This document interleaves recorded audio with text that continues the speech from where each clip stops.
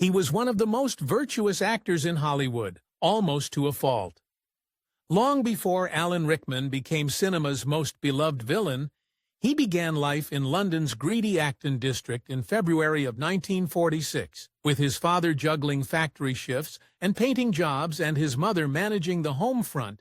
Young Alan's start was about as modest as they come. Alan wasn't shy about his heritage. Even though he was British by birth, he was proud of his Welsh and Irish ancestry. He joked that he and fellow Celts could smell each other out. His English blood may have been in short supply, but his Celtic charm and perhaps that famously sharp tongue clearly weren't. In the years to come, Rickman's signature voice, rich, slow, and extremely sinister, would help him create unforgettable villains. I can teach you how to bewitch the mind and ensnare the senses. But it wasn't entirely natural.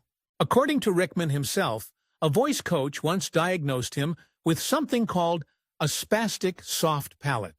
Another odd birth defect also contributed to his later success. Alan Rickman's villainous drawl wasn't shaped by his palate.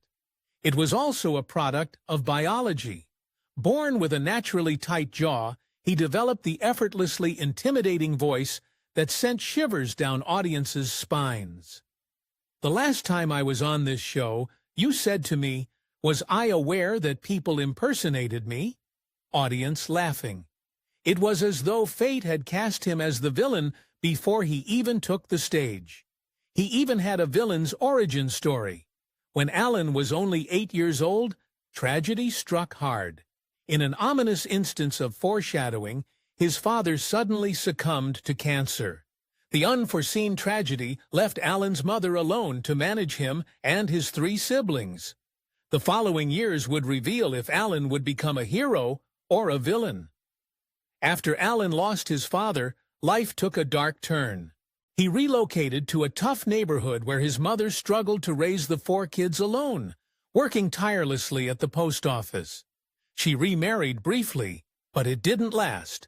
These early struggles, however, shaped Rickman's quiet determination, one that revealed surprising talents. Long before he terrified audiences, Rickman dazzled teachers with his calligraphy and watercolors. Art seemed like a logical path, and he pursued a career in graphic design. Thinking acting wasn't the sensible thing to do at 18, but even as he made a living as a graphic designer, he knew his calling was elsewhere. Despite his passion for drama and acting, Alan Rickman opened a design studio, Graffiti, along with some friends. For 3 years he toiled away, dreaming of a life on stage. While most people would have stuck with such a solid career, Rickman wasn't most people. A radical decision soon changed his life entirely. Without a backup plan, Alan abruptly abandoned graphic design to chase his acting dream.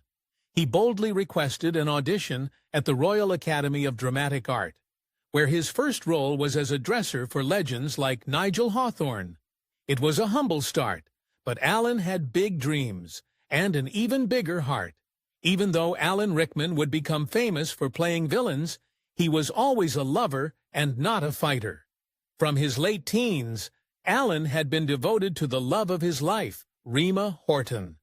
However, despite their long relationship, he made a controversial decision. Though they spent decades together, he didn't get married until 2012. By then, he was a major star, but he still opted for a secret ceremony, keeping his marital status private until 2015.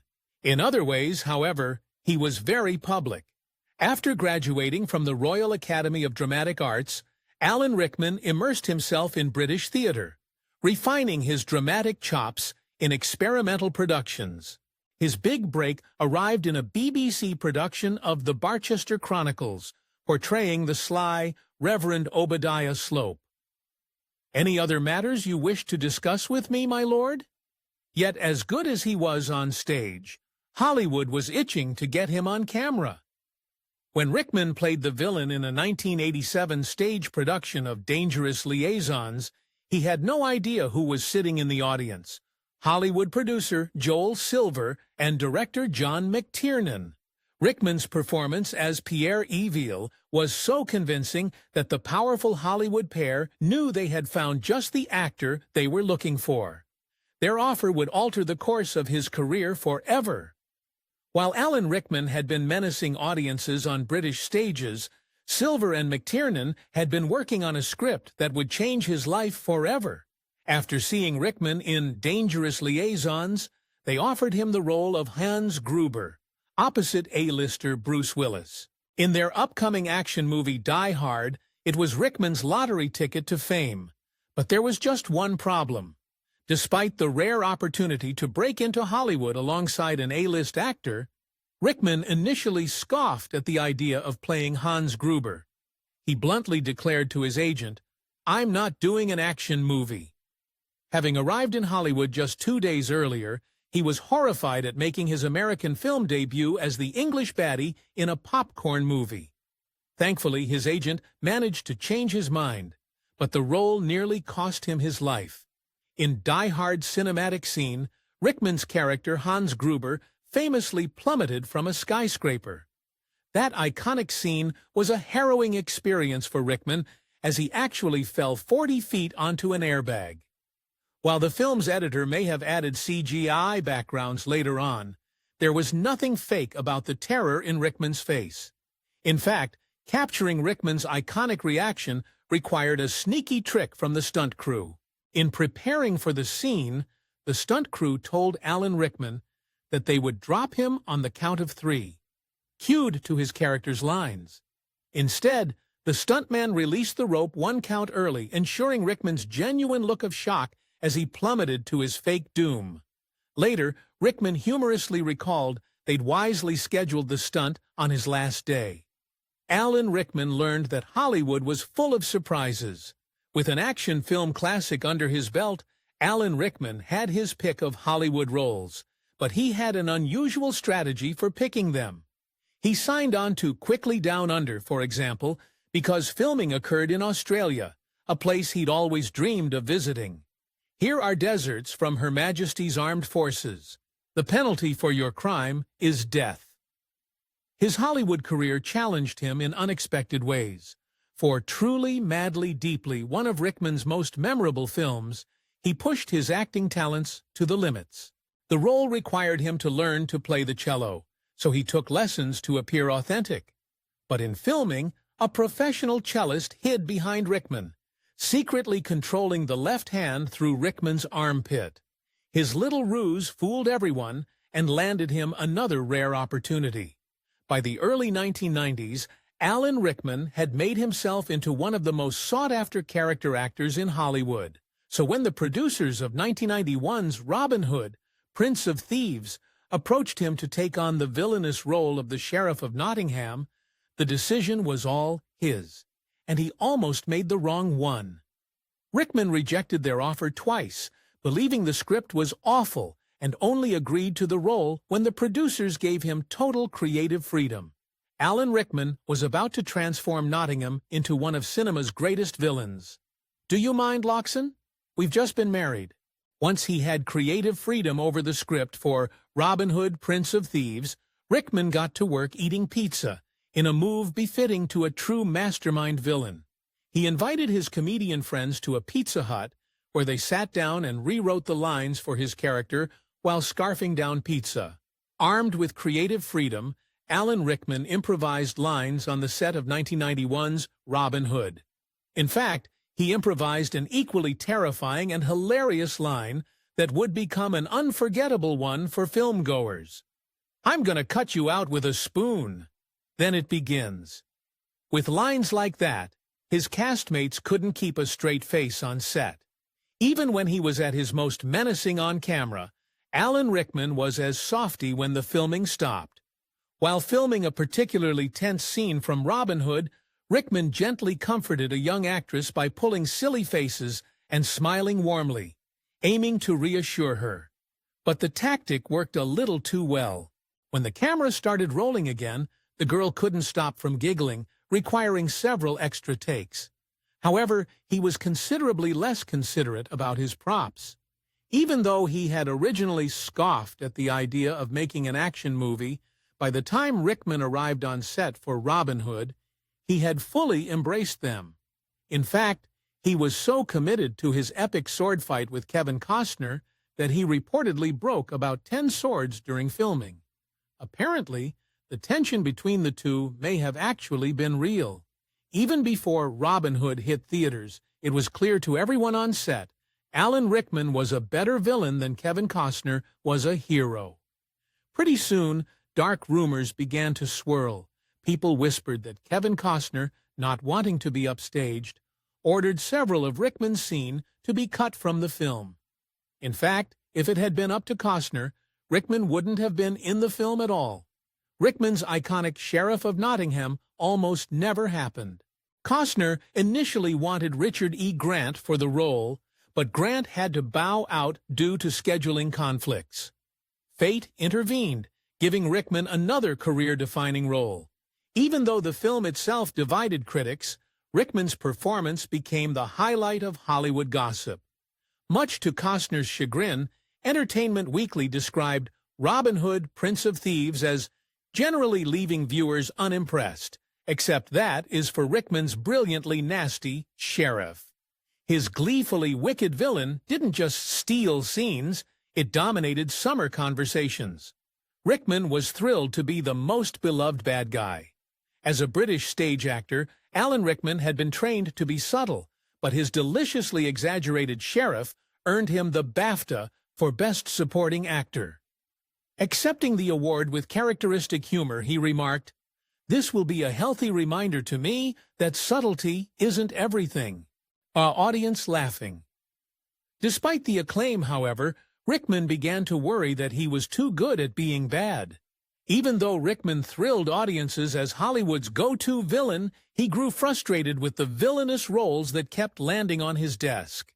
He hated the idea of becoming predictable and soon sought roles that challenged perceptions, though one unexpected casting surprise left him feeling genuinely deceived. In An Awfully Big Adventure, a film that required delicately intimate scenes, Rickman was deeply disturbed when he learned his co-star's secret. Georgina Cates, with whom he had shared deeply intimate moments, had lied about her age, claiming that she was only 16 rather than her true 19 to get the role. Rickman had meticulously ensured gentleness in their intimate scenes due to her perceived youth. His other co-stars were a lot less eager to get next to him. On the set of Sense and Sensibility, Kate Winslet admitted that she was petrified of Alan Rickman, fearing he was every bit the villain that he portrayed on screen. Fortunately, after a couple of weeks, Winslet discovered his kindness and warmth, later collaborating again with Rickman as both director and co-star. But Rickman's commitment to roles sometimes took him to uncomfortable extremes. While portraying the titular role of the 1996 movie Rasputin, Alan Rickman pushed himself to uncomfortable limits. Thanks to some malfunctioning props that caused multiple retakes, he ended up eating 18 small cakes and drinking 18 glasses of sugary grape juice. Feeling horribly nauseous afterwards, Rickman even required medication to recover. Nausea, however, was the least of his on-set concerns. By 1999, Alan Rickman had established himself as one of the easiest people to work with in Hollywood. But that didn't mean he liked all of his co-stars. During the filming of Galaxy Quest, Rickman vented his frustrations about working with Tim Allen. Writing in his diaries, he bemoaned Allen's perverse need to needle, antagonize, provoke, and demoralize, and noted that Tim Allen seized every opportunity to belittle others. "You will go out there." "I won't, and nothing you say will make me." "The show must go on." Thankfully, his next high-profile role paired him with someone far kinder. When it came time to cast Professor Snape for the Harry Potter films, author J.K. Rowling had only one person in mind, Alan Rickman, and the role came with some perks. In an effort to help Rickman understand his character, Rowling provided him with secret details about Snape's backstory, information that almost no one knew until the final novel. His portrayal was so precise, It even fooled his own director. On the set of Harry Potter and the Goblet of Fire, director Mike Newell admired Rickman's strikingly dark eyes, until Rickman gave him the fright of his life. Casually, Rickman leaned forward and popped it at one of his black contact lenses. This unexpected revelation stunned Newell, but Rickman always had a talent for keeping directors and audiences on their toes. For Alan Rickman, filming Harry Potter was full of magic and mischief. His young co-stars, Rupert Grint and Matthew Lewis, spilled a milkshake inside his BMW while filming on Goblet of Fire. Rickman, embracing Severus Snape's strictness, banned the two troublemakers from coming within 5 meters of his car. Still, filming the iconic series filled Rickman with nostalgia. While filming Dumbledore's dramatic fall from Hogwarts Tower in Half-Blood Prince, Rickman delightedly recalled his own iconic plunge in Die Hard, gleefully noting that this time he wasn't the one falling. Rickman appreciated the poetic symmetry, but the moment was hard to enjoy with his co-stars riding his coattails, literally. During a tense sequence following Dumbledore's fall, Rickman warned fellow actors sternly and perhaps jokingly, "Do not step on my cloak." Director David Yates, however, had instructed the cast to stay close to Rickman without looking down, a risky proposition given the cloak's dramatic length. As the camera rolled, trouble quickly followed. Seconds into filming, Tom Felton, closest behind Rickman, accidentally stepped on Snape's long cloak. The inadvertent step caused Rickman's neck to jerk backwards. An awkward silence filled the set, signaling clearly that Rickman had not been joking about his precious coattails. Tom Felton recalled the incident nervously, illustrating just how intimidating Rickman could be, intentionally or not. After the cloak incident, Felton feared he had angered Rickman's inner villain and couldn't stop apologizing. Yet Rickman, surprised again, graciously accepted the apology. He even turned the incident into a joke, easing Felton's embarrassment. As good as he was at playing a villain, Snape pushed Rickman to his limits.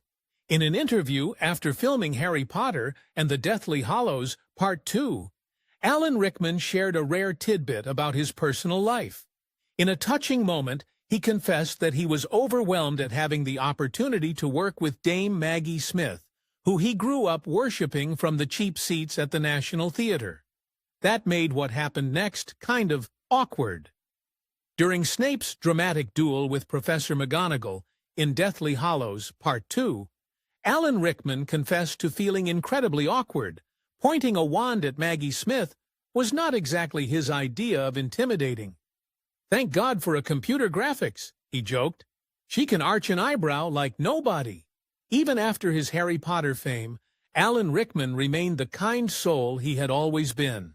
Director Gavin Hood, who worked with Rickman on his final film, Eye in the Sky, recalled how the megastar connected with the crew. According to Hood, Rickman lingered for days after shooting Wrapped, attending the wrap party specifically to thank each crew member personally for their dedication. It was a heartfelt gesture, fitting for a man known for quiet heroism, even when battling private troubles. Throughout 2005, Alan Rickman kept a terrible secret to himself, even after the Harry Potter films brought him unparalleled fame. Secretly, he was fighting an aggressive prostate cancer, ultimately undergoing surgery in early 2006. The ordeal coincided with casting decisions for Order of the Phoenix, leaving him deeply conflicted about returning. Yet amidst uncertainty, one compelling thought urged him forward. Despite his illness, Alan Rickman kept his struggle to himself, but he debated walking away from the wizarding world of Harry Potter. In the end, he decided to continue with the Harry Potter films, declaring, "The argument that wins is the one that says, 'See it through, it's your story.'" And his story had more twists and turns ahead. For exclusive perks like early access to new videos, priority replies to your comments, and to have your say on future content, consider becoming a Factor 8 member. On top of that, your support helps keep the channel going. Click the link in the description for more details. In August 2015, Alan Rickman encountered an illness that he couldn't keep secret when he suffered a minor stroke. The terrifying experience led doctors to diagnose him with terminal pancreatic cancer. Keeping his condition hidden from nearly everyone except his closest confidants, Alan Rickman maintained his trademark dignity to the very end. But sadly, his private battle couldn't stay hidden forever. On January 14, 2016, Alan Rickman passed away in London at age 69. Alan Rickman, he has died at the age of 69 from cancer. We've just had it confirmed. His ashes were given to his beloved wife, Rima Horton, after a quiet cremation. His final films, Eye in the Sky and Alice Through the Looking Glass, lovingly dedicated their credits to his memory. An iconic actor gone before his talents received Hollywood's ultimate honor. Even if the characters that Alan Rickman portrayed on screen weren't always lovable, his portrayal of them was. Sadly, he never fully got the love back. Notably, Alan Rickman never received an Oscar nomination. The Guardian even named him one of the greatest actors unjustly overlooked by the Academy.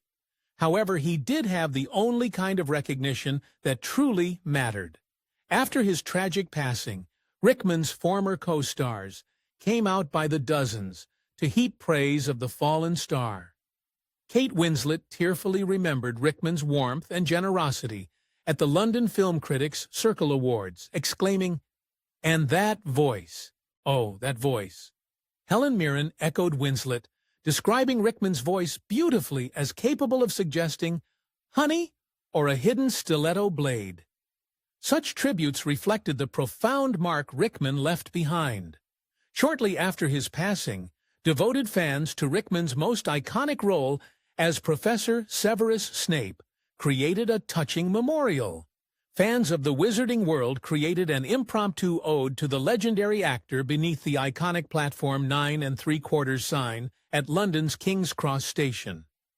There, Rickman's legacy remains as a reminder that even a villain can have a heart of gold. If you enjoyed this fact and 8 video, give it a thumbs up and subscribe for more incredible stories. Want to say in who we cover next? Join our membership program through the link in the description for exclusive perks. Your support means everything to us. Thank you for watching, and we'll see you in the next one.